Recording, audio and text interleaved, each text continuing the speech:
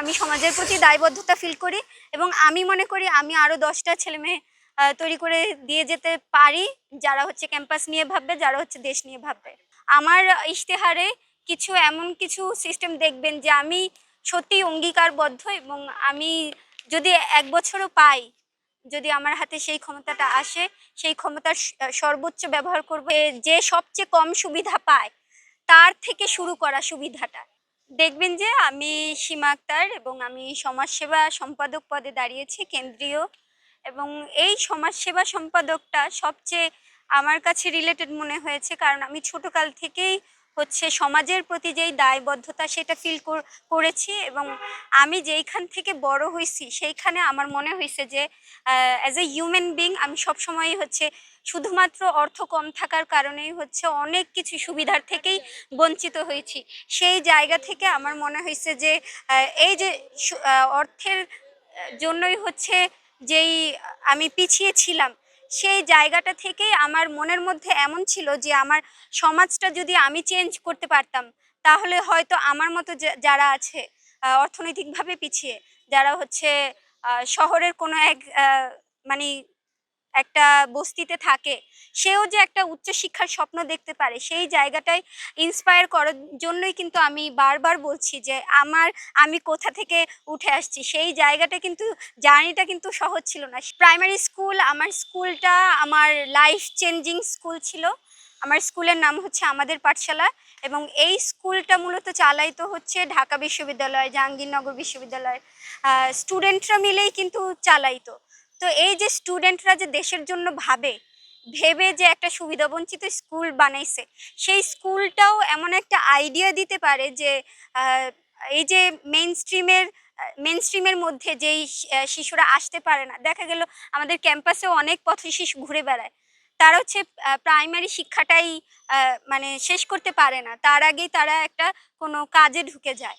তো এই যে বাংলাদেশে যে এই যে পথ শিশু, তারপর বস্তির ছেলেমেয়েরা, এদেরকে কিভাবে উচ্চশিক্ষার স্বপ্ন দেখা যায়, সেই জায়গাটা আমার স্কুল থেকে আমার মনে হয় যে মানে শিক্ষা বোর্ড হচ্ছে আইডিয়া নিতে পারে, এবং হচ্ছে আমার মনে হয় যে আমার স্কুল আমার ভাগ্য পরিবর্তন করে দিয়েছে, নইলে আমি হয়তো উচ্চশিক্ষার স্বপ্নই দেখতাম না এবং এটার জন্য ফাইটও করতাম না।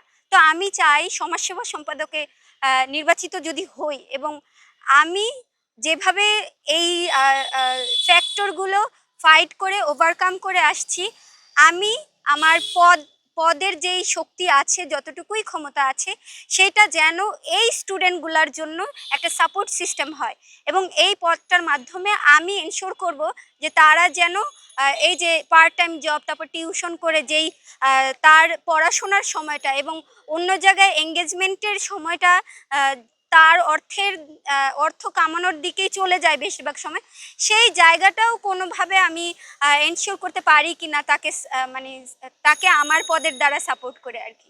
বসুন্ধরা টিস্যু, অশুদ্ধতার বিরুদ্ধে এক বিন্দুও ছাড় নয়।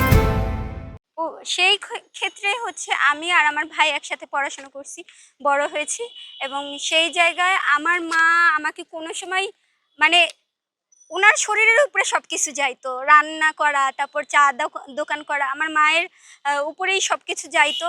কিন্তু হ্যাঁ, আমার মা আর আমার আব্বা হচ্ছে চা দোকান করতো, এবং হচ্ছে আমার আব্বা ক্যান্সার নিয়েও হচ্ছে ওই অসুখ নিয়েও চা দোকান করছে, এবং আমি ওই জায়গাটা ফিল করি যে অসুখ নিয়েও চা দোকান করে হচ্ছে আমাদেরকে পড়াইছে। তো সেই জায়গাটা আমি মনে করি যে আমার বাবা মা অনেকটা দিয়েছে আমাদের পড়াশোনার পিছনে।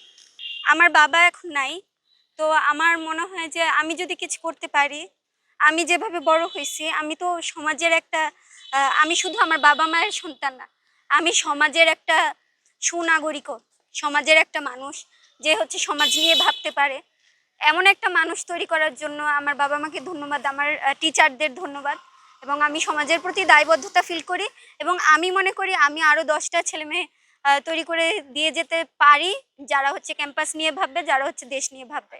হ্যাঁ, আমি ঢাকা বিশ্ববিদ্যালয়ে ভর্তি হওয়ার পরে 2023 সালে আমার বাবা মারা যায়। 7 বছর ক্যাম্পাস মানে ক্যান্সারে ভুগে মারা যায়।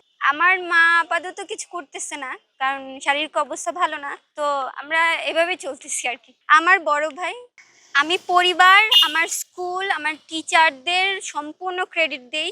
বিশ্ববিদ্যালয়ে আসার পরে যেই স্ট্রাগল আমি ফেস করছি, বিশ্ববিদ্যালয়ে যদি এমন একটা সাপোর্ট সিস্টেম থাকতো যে এই ধরনের শিশু যারা হচ্ছে কৃষকদের সন্তান, মার্জিনালাইজড যারা আছেন, তাদের পরিবারের সন্তান এই ক্যাম্পাসে এসে কিভাবে হচ্ছে বিশেষ করে পড়াশোনায় মনোযোগ দিতে পারে, সেই জায়গাটা বিশ্ববিদ্যালয়ের সিস্টেম এখনো সেই জায়গাটা তৈরি করতে পারে না।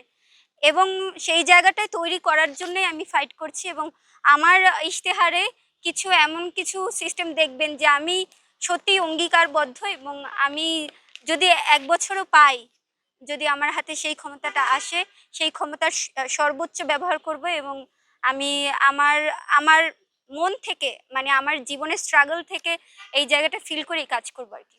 আমি যেখানে বড় হয়েছি সেখানে অনেক এনজিওরাও কাজ করে। হ্যাঁ, তারা আহ, মানুষের সচেতনতা বৃদ্ধিতে কাজ করে।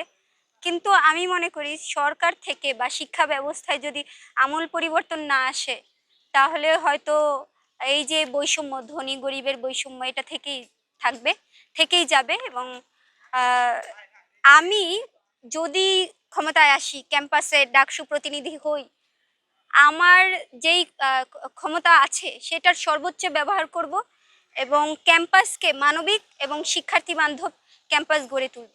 আমার আমার অঙ্গীকার হচ্ছে ক্যাম্পাসে হচ্ছে আহ, একদম লাস্ট পার্সন যে সবচেয়ে কম সুবিধা পায়, তার থেকে শুরু করা সুবিধাটা, এবং বাকিরা এই আমার সুবিধার সমাজসেবার পদের যেই সুবিধার আমব্রেলায় তারা অলরেডি চলে আসবে। তো আমার মনে হয় যে শিক্ষার্থীরা এই ডাকসুটাতে অবশ্যই ভোট দিতে আসতে হবে। একটা গণ অভ্যুত্থানের পরে নিরপেক্ষ সরকারের আন্ডারে যে ডাকসুটা হবে।